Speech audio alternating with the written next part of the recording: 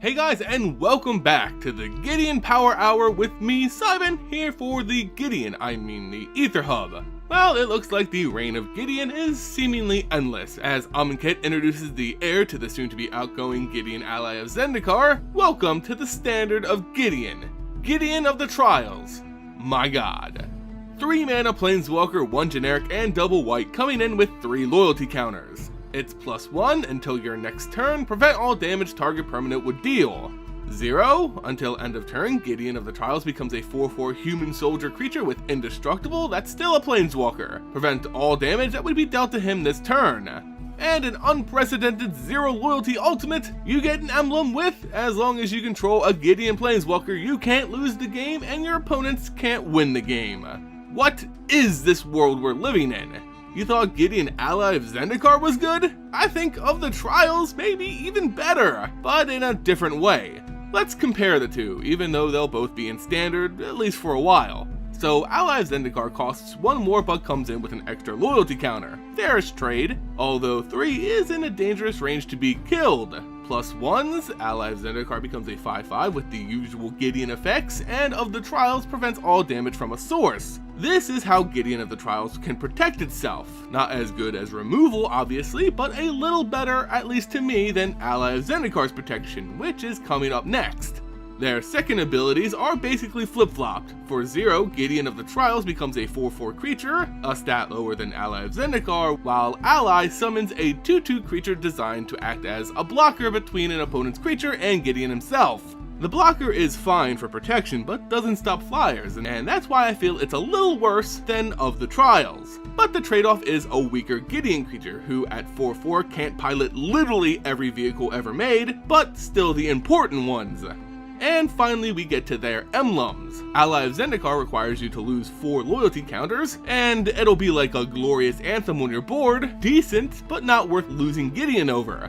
But of the Trials doesn't require anything, that's right, 0 loyalty, and so long as you have a Gideon of any shape and size, you literally can't lose the game. It's a new age of terror for standard. This is actual insanity. This Gideon of Trials ensures that when Gideon Ally of Zendikar rotates out, Mardu Vehicles is still gonna be a thing, because it can crew Heart of Kiran, and it's in fact cheaper and faster than its Ally of Zendikar counterpart. It doesn't make tokens, so you won't see it in any token deck that may emerge, but that's when you can just add Ally of Zendikar because why not? In fact, of the Trials encourages more Gideons. Get that emblem for free and throw out as many Gideons as you can muster. And believe me, there's a lot of Gideons out there, even just in standard. I don't even want to begin to think about what this is going to do to Super Friends, jeez. What else am I supposed to say? Well, I know, let's talk about this 0 ultimate. Actually, all the 0 abilities. What the heck's going on here? With the ability to only add loyalty counters, Gideon of the Trials will only get stronger and stronger as it remains unopposed. Good luck killing this thing after a couple turns of invincibility from a source. That means this emblem of always winning is gonna get even more chances to save your butt. But what does this mean, to have a Planeswalker with an excess of loyalty counters? Well, it means it's even easier to crew Heart of Kiran. You can attack with a 4/4 Gideon and crew your vehicle with a loyalty instead. Jesus, this is gonna be strong. It's like they designed a better version strictly with vehicles in mind. Perhaps we'll see more loyalty counter effects in Amonkhet. That's my guess anyway. Heart of Kiran was just a test, but I'm sure we'll see more. And if we do, boy is Gideon of the Trials going to be super strong in standard. Needless to say, a 3 mana Planeswalker with 3 very relevant abilities will be super strong and limited. Always a top pick now and forever. This card's actually nuts. I know I've been kinda cynical of the gods from Amonkhet, but this guy blows everything we've seen out of the water.